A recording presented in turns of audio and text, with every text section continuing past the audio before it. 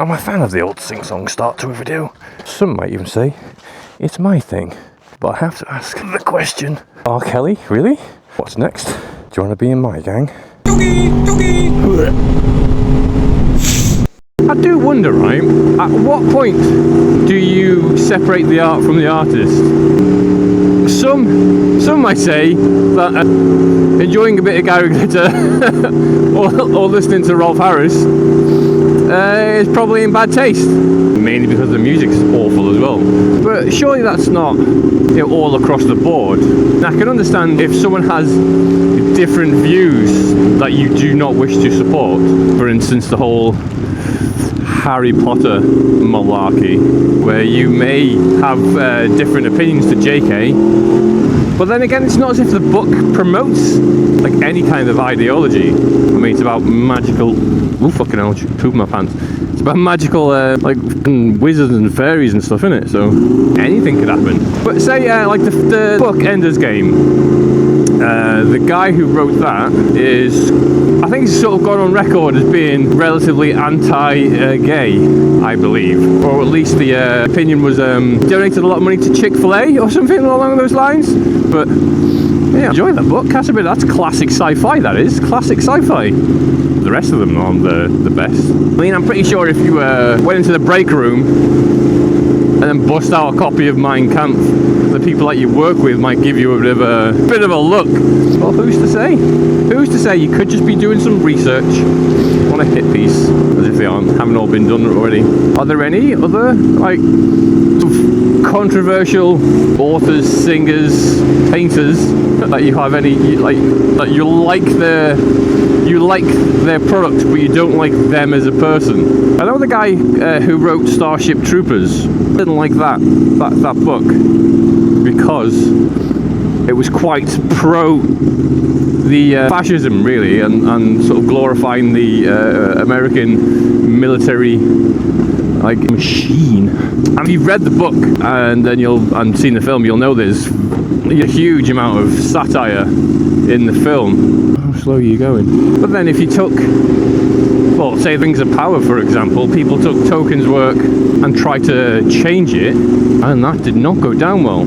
I'll be fair, actually, saying that, I watched the first 10 minutes of the Wheel of Time. I had to pretty much hate watch 8 minutes of it just to make sure, and it became immediately apparent that the person who read the books hated them and did not want to adapt them in the slightest. Maybe that's what people need to do. They need to take the works of these controversial authors and readapt them for modern audiences. Why don't people do that? Why don't people take something that's for being awful and adapt that so it's good, instead of taking something that is good and then making it awful? I'm just going to be bothered if you take a shit series of books and make a good show or movie about it. No one's going to care that you've swapped renders, races or genders of anyone, because the book was trash in the first place. And they could probably get them for cheap. I think I'm onto a winner there. Go find music or books from authors who are either not very good at writing or they've been very naughty boys and girls, and then their story, re-edit their music or whatever.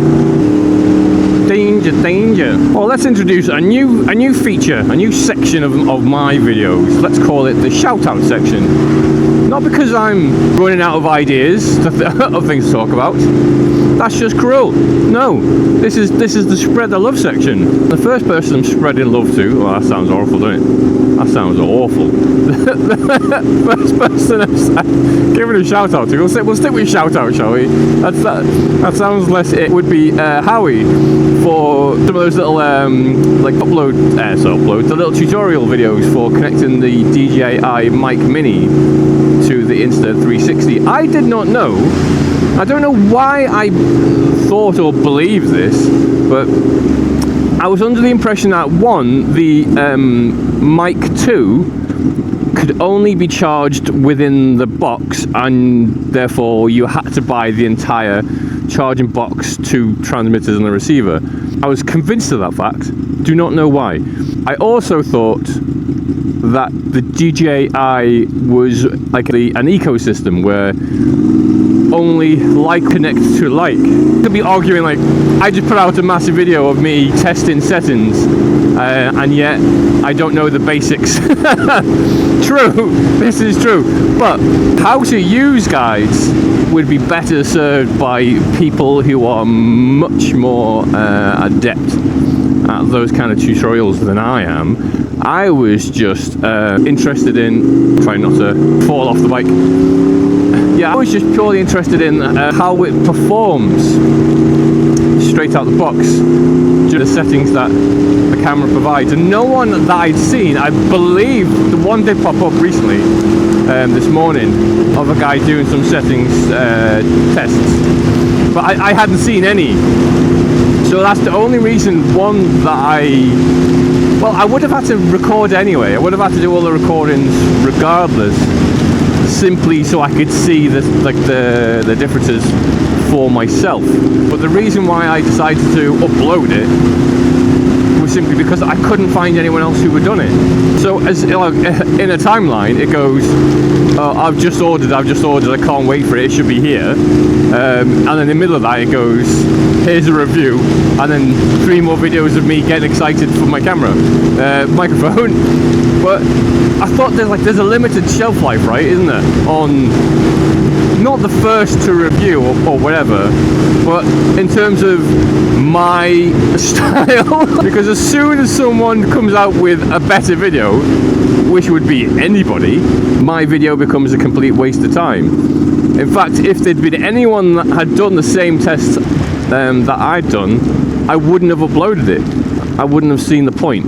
For the same reason I don't upload videos of simple tasks that I do on the bike. There are plenty of other videos out there. No one needs to see my version of the same thing. It's a waste of time. I also don't like doing the wanky camera angle thing. I also had that joke of the unboxing in my mind at the same time. I found that quite funny. I also did it last. I also reviewed did all the tests first, made sure that I was happy with what I bought, and then I wrecked the box. I like the idea of being able to connect another microphone to the 360 wirelessly. Oh, it's currently on -12 with the noise cancelling just off entirely, purely because I thought, well, I can do any kind of noise cancelling in post, but if the sound gets all garbled straight out the box, I can't claw back from that. And I was actually quite happy with how it was set up. Oh, I love it when there's oncoming traffic in the dark and I can't see where the road goes. Yeah, I was actually quite impressed with the recording on 0 decibels with the noise cancelling off. I thought it would be an absolutely garbled mess, but you could still hear quite, understand what I was saying. I couldn't really get any kind of a decent visor open sound, is like when you start picking up speed. But I didn't really believe that I would. I thought that it would be, I suppose, like minimum I was expecting was it to be the same as the wired purple panda mic that I was using. I just no longer need to like dangly cables everywhere, so it makes everything a little bit neater. I was also quite impressed with the 360's external microphone straight out the box. I'll be tested. Oh, well, it's clearly being tested today to see whether it's how good it is in water, but yeah, have some of that, you old fucks. While I wouldn't rely on it to just record down natively anyway, it was actually pretty good. Although I'm not too sure how the editing is supposed to work properly. The editing that I did on the actual test itself, the footage from the 360 was really nice. I actually had to try and punch up the colour in the Action 4 to try and colour match it, because it was night and day, like the amount of it looks a little unrealistic in terms of colour vibrancy, but I don't know, I just like it. It looks more visually appealing rather than everything in a kind of greyish tone. Oh, talking of lovely colour grading, second shout out, this has been a long segue. Second shout out, the Haggis Whisperer uploaded a video of drone footage he's taken over the year, and it looks absolutely gorgeous. I don't want a drone. Do not buy a drone. Stop thinking about buying a drone. Really want one, but I don't know what I'd do with it. It just seems like fun. Besides the point, the footage was gorgeous, crispy, and the colour. You'd go over some forests, some trees, and you could tell, you know, individual shades of green. Amazing. So I was wondering whether, is that been heavily edited? And he's like, no, I like a little bit of a touch-up, but mainly sort of what comes in out of the box. Gorgeous it was, gorgeous. I can't remember, it was the something Mini 3, a DJI Mini 3, something along those, I can't remember the exact name of it. But it's only 300 quid, don't want a drone. Do not want a drone. Do not want a drone.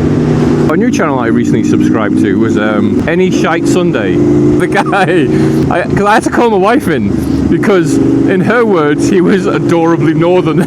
But he was he was doing some Green Lane at the time, and I'm trying to look at that. I want to get into it, most likely in the new year. I quite enjoyed the humour when he was talking about having a healthy plant-based breakfast.